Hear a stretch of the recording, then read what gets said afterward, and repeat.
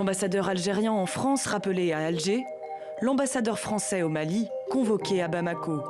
En quelques jours à peine, les tensions diplomatiques se sont accrues entre ces pays et la France, à chaque fois après une déclaration du président Macron. La dernière en date. Il faut que l'État revienne avec sa justice, son éducation, sa police, partout, en particulier au Mali. Des petites phrases et de grandes réactions.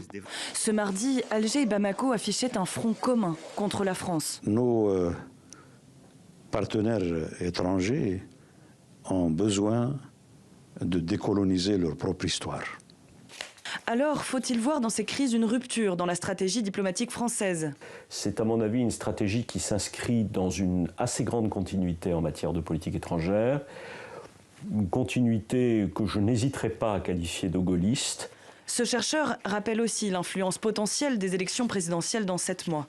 Quand on regarde les différents mandats des présidents de la République française, on se rend compte qu'en fin de mandat, très souvent, ils s'emparent davantage du sujet de politique étrangère. Mi-septembre, la diplomatie française a été secouée par l'annulation du contrat du siècle par l'Australie, qui a préféré se tourner vers une alliance avec les États-Unis et le Royaume-Uni pour l'achat de sous-marins.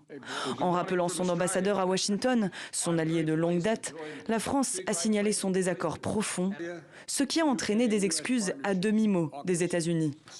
On aurait dû faire mieux au niveau de la communication. Cet épisode avait dévoilé l'isolement de la France face aux premières puissances mondiales.